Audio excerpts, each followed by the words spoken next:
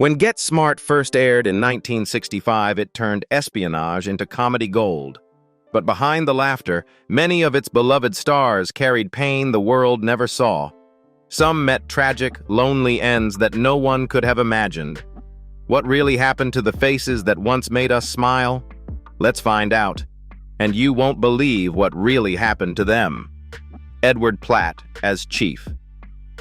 Edward Platt was 49 when he portrayed Chief, the stern yet kind-hearted boss who always had to remain calm in the face of Maxwell Smart's blunders in Get Smart, 1965.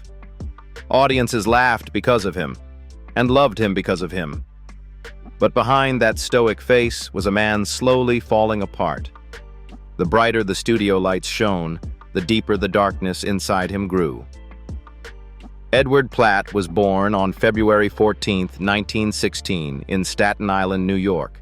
From a young age, he lived between two opposite worlds, a practical father who wanted him to go into business, and a gentle mother who passed on to him a love for the arts. Those family conflicts planted in him a fear of being misunderstood, a loneliness he could never put into words. While studying at Princeton and later at Juilliard, he found an escape in music, his deep bass voice echoing the suppressed emotions inside. He once dreamed of becoming an opera singer, but life led him instead through war, and then to cinema. After Rebel Without a Cause and Get Smart, Edward tasted the kind of fame others only dream of. But that glory didn't last long. When the laughter of audiences faded, he was left with the frightening silence of unemployment and debt. Hollywood forgot him quickly. Friends drifted away. His family fell apart.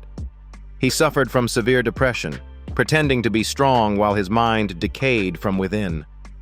Once he wrote to his son, "I just want to sleep for a long time, so I don't have to wake up to this shame." At that time, his assets were barely $500,000, a small apartment in Santa Monica, and a few remaining personal belongings. On March 19, 1974, inside that small Santa Monica apartment, Edward Platt stepped out onto his balcony and ended everything. He was 58 years old. Newspapers reported that Chief died of a heart attack, but the truth was hidden. He had taken his own life. Don Adams as Maxwell Smart.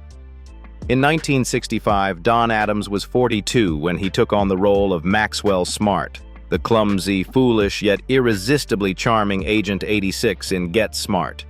He made millions of viewers laugh with his catchphrase, "Missed it by that much," and his ridiculous yet ingenious ways of solving impossible missions.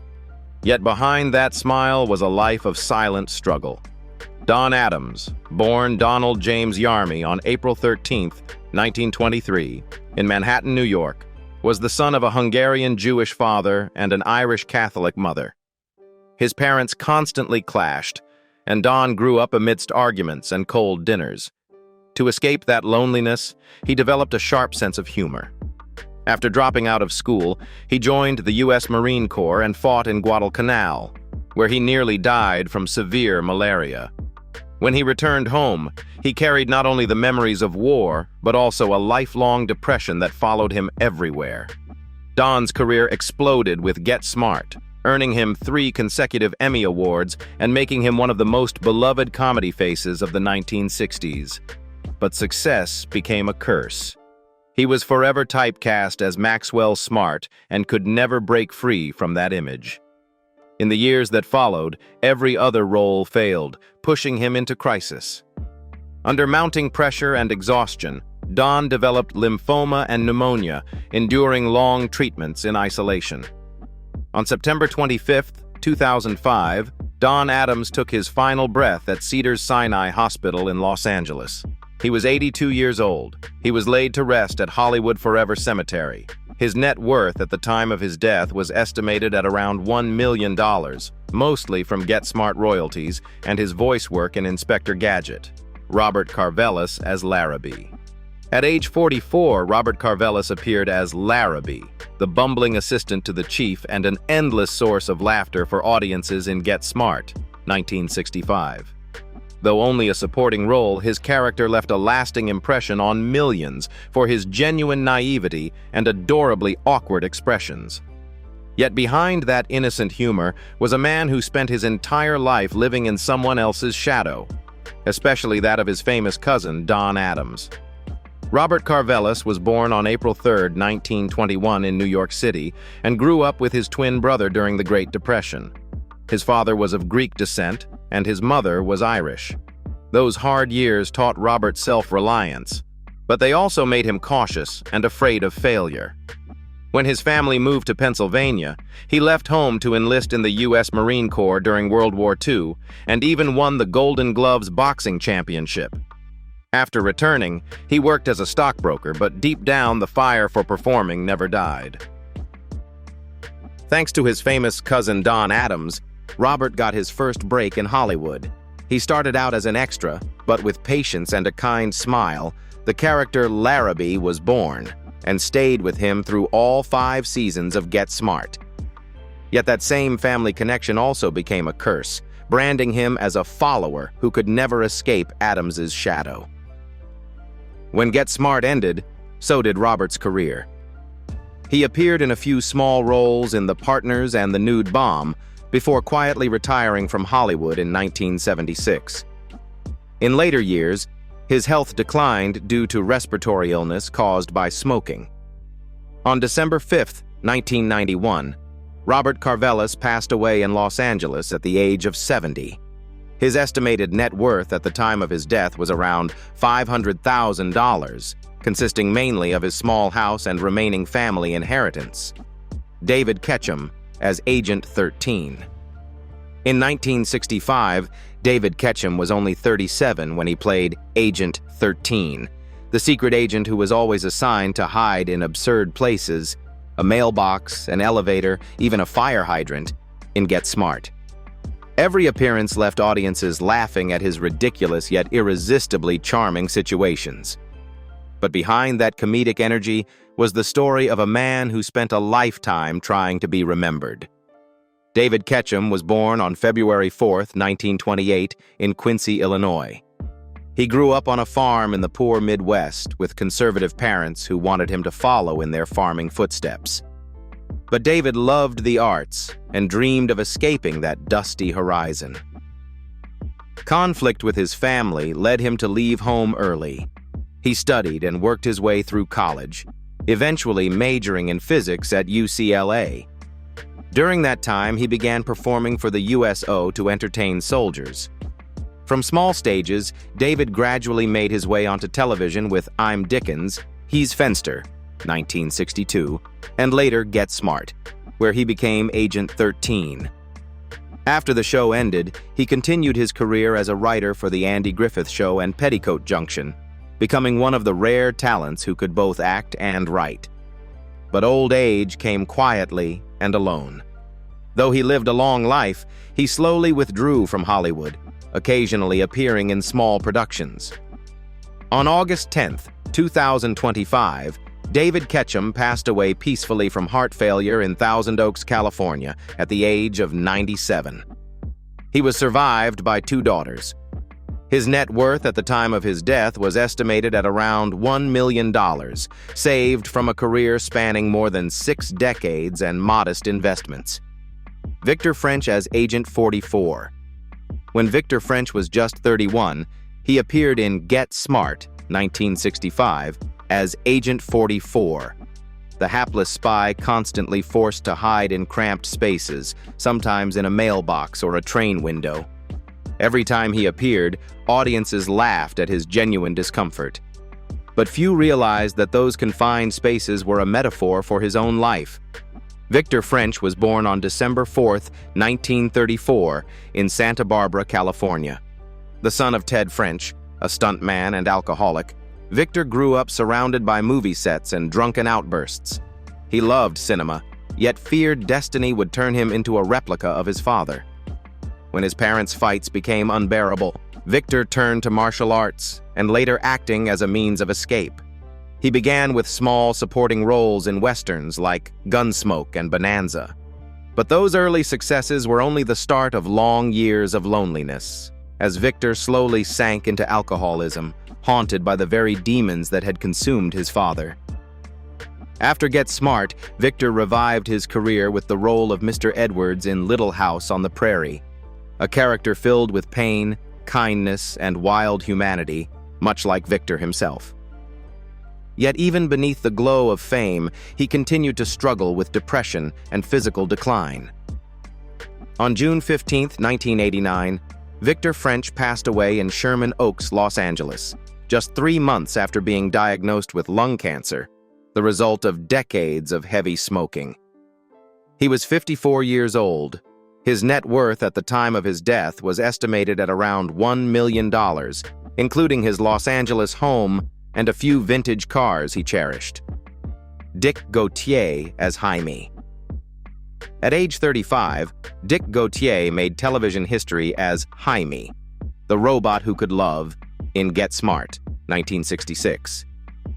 Audiences laughed at his mechanical innocence, but beneath that metal exterior was a deeply human actor. The role of Jaime made him famous, yet it also trapped him in the image of someone not quite real. Dick Gautier was born on October 30, 1931, in Culver City, California.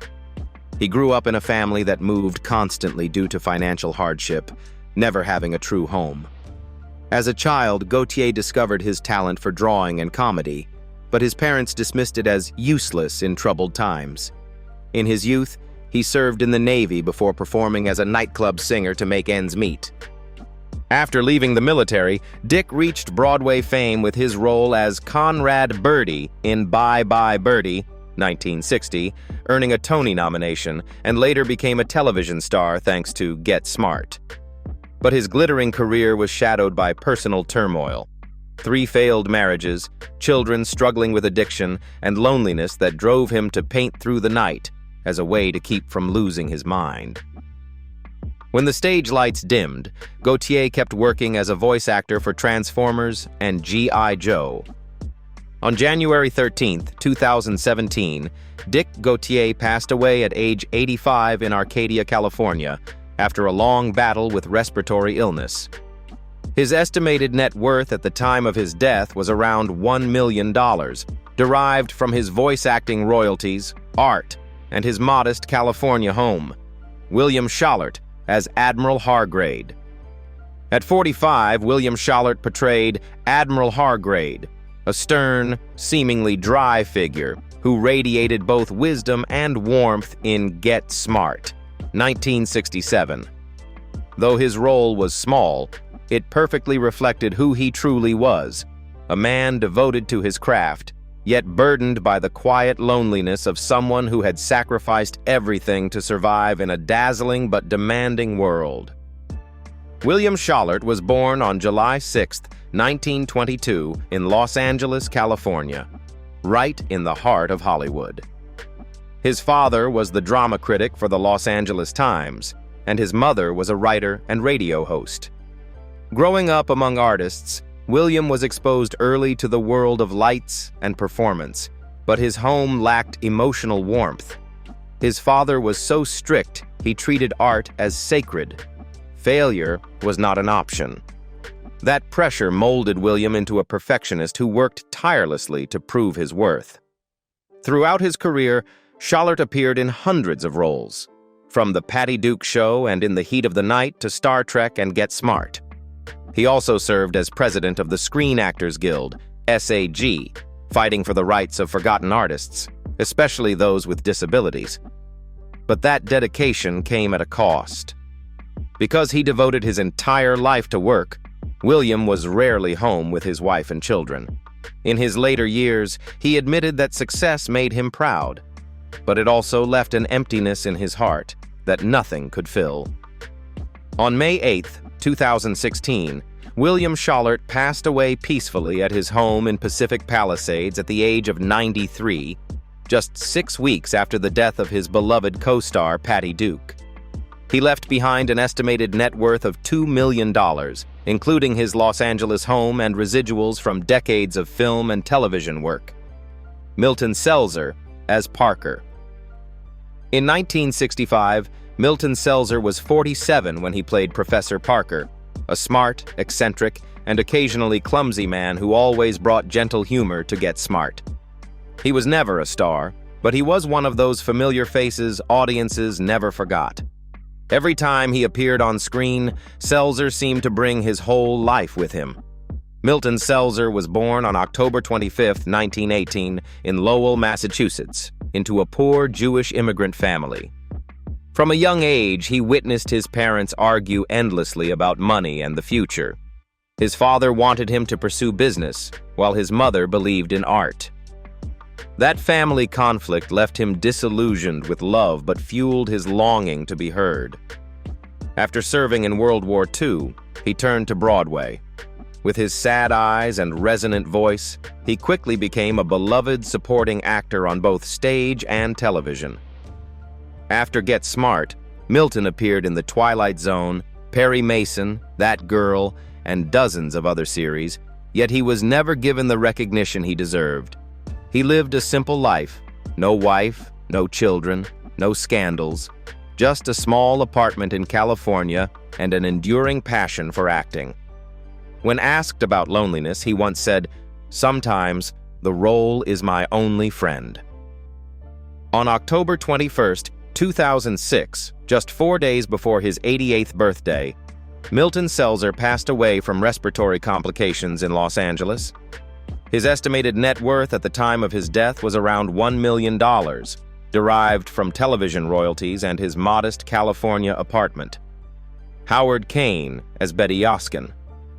In 1965, when Get Smart aired, Howard Caine was only 39 years old. He played Betty Yoskin, a minor character who appeared briefly, yet left a strong impression with his commanding voice and the presence of a man shaped by experience. To audiences, he was just another small part of a spy comedy world. But to those who truly knew him, Howard Caine was a symbol of talent, discipline, and quiet tragedy. Howard Caine was born on January 2, 1926 in Nashville, Tennessee, to a German Jewish family. From an early age, he stood out for his intelligence and musical ability, and he could speak several languages fluently. But his childhood was marked by grief. His only brother was killed in World War II. That tragedy led Howard to abandon his dream of a musical career and enlist in the U.S. Navy at 18, serving in the Pacific. When he returned from war, he carried both pain and a maturity far beyond his years. Howard began performing on Broadway in plays such as Damn Yankees, Inherit the Wind, and Wonderful Town, before quickly transitioning to Hollywood. He captivated audiences through hundreds of roles, most notably as Colonel Hochstetter in Hogan's Heroes. Despite his success, Howard lived in the shadow of loss, haunted by the memory of his fallen brother and by a lingering feeling that he was never fully recognized for his talent. On December 28, 1993, just 5 days before his 68th birthday, Howard Caine died suddenly of a heart attack. His net worth was estimated at around $500,000, including royalties and his cherished collection of rare folk instruments, which he had treasured all his life. Sid Haig as Bruce. At 28, Sid Haig appeared as Bruce, a small but striking role in Get Smart, 1967, remembered for his unusual appearance and piercing eyes. It was the first glimpse television audiences got of Sid Haig, the man who would later become a legend of horror cinema, a figure both terrifying and deeply tragic in Hollywood history. Born on July 14, 1939, into a poor Armenian working-class family, Sid Haig grew up surrounded by the smell of oil and sweat in factory life. As a child, he was often teased for being clumsy and slow due to his rapid physical growth. To improve his coordination, his mother enrolled him in dance lessons, a decision that would change his life forever. Sid became a dancer, then a singer, and finally, an actor. Sid's career spanned more than 6 decades, covering television series like Batman, Mission Impossible, and Star Trek, as well as a long list of bold, violent, and unconventional films. His true breakthrough came when he embodied the deranged clown, Captain Spaulding, in Rob Zombie's House of a Thousand Corpses and the Devil's Rejects.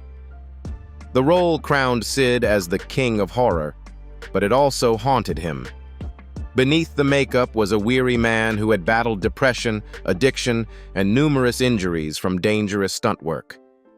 In September 2019, after a fall at home, Sid developed a severe lung infection and passed away on September 21st at the age of 80. His death came quietly, only months after completing 3 from Hell, his final film.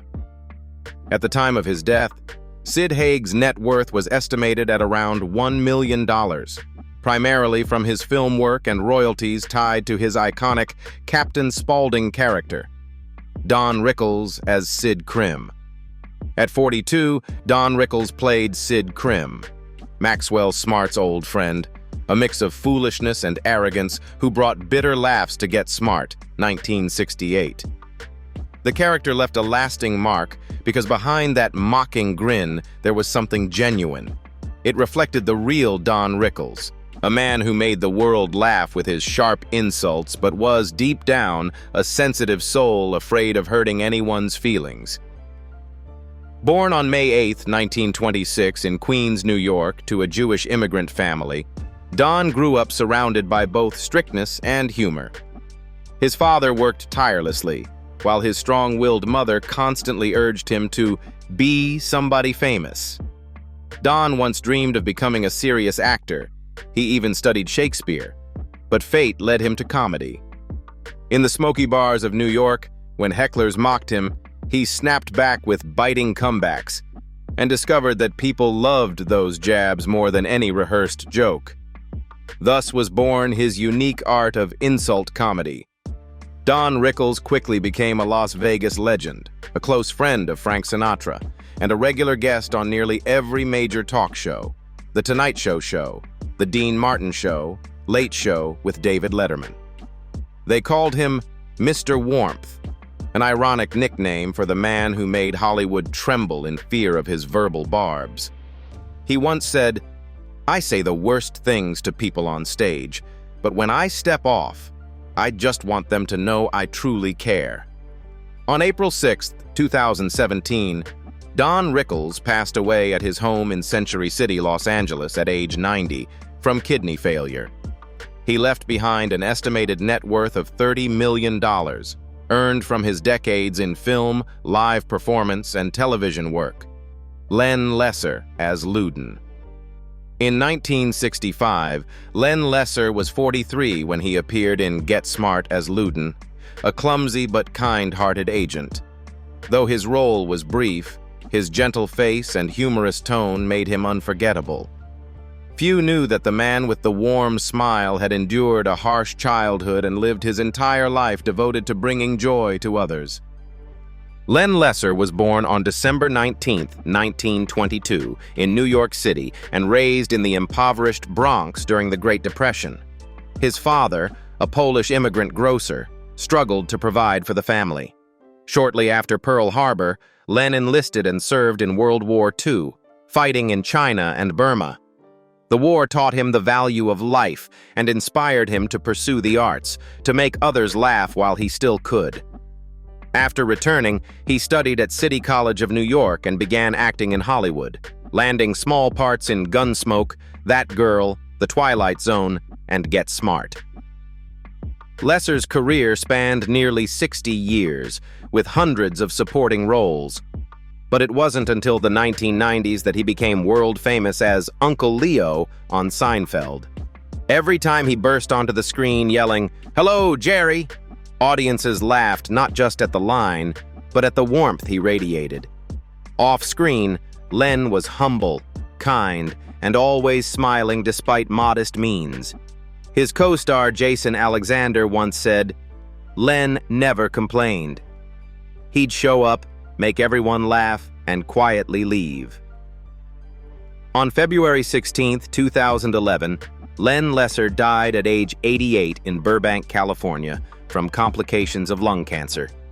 His net worth was estimated at around $1 million, built from television royalties and a lifetime of steady, passionate work. Victor Sen Yung as Abe Fu Yung.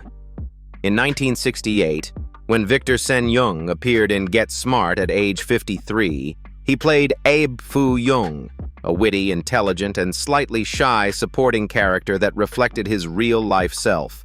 A talented actor caught between two cultures, never fully finding the place he deserved. Audiences laughed at his charm, but behind every smile was a long, lonely journey filled with quiet pain that Victor Sen Yung endured in silence. Born on October 18, 1915, in San Francisco's Chinatown, Victor was the son of poor Chinese immigrants. His mother died during the 1919 flu pandemic, and his father, unable to raise two small children, sent them to an orphanage before returning to China to remarry. Victor's childhood was marked by separation and prejudice, yet those wounds planted in him a deep hunger for recognition. He studied acting and became one of the few Asian American performers in Hollywood at the time, known for his role as Jimmy Chan, the clever number 2 son of Detective Charlie Chan in the classic film series. Over 4 decades, Victor appeared in more than 160 films, from The Letter, 1940, to Bonanza, where he played Hop Sing, the loyal and kind-hearted cook beloved by millions. But behind his success was the pain of being typecast as the polite, obedient Asian. When the Pacific War broke out, he was forced to play a treacherous Japanese villain, a role that haunted him for the rest of his life. In later years, Victor found peace in simplicity, creating pottery and running a small ceramic studio, perhaps as a way to cleanse his spirit after a lifetime of playing others. On November 1, 1980, Victor Sen Yung was found dead in his small North Hollywood home at age 65. His body had lain undiscovered for more than a week. The cause was determined to be accidental gas asphyxiation while firing his pottery kiln. His Bonanza co-star Pernell Roberts paid for the entire funeral and delivered a tearful eulogy. Victor was buried at Green Lawn Memorial Park in Colma, California. At the time of his death, his estimated net worth was about $500,000, earned from his long film career and his modest pottery business.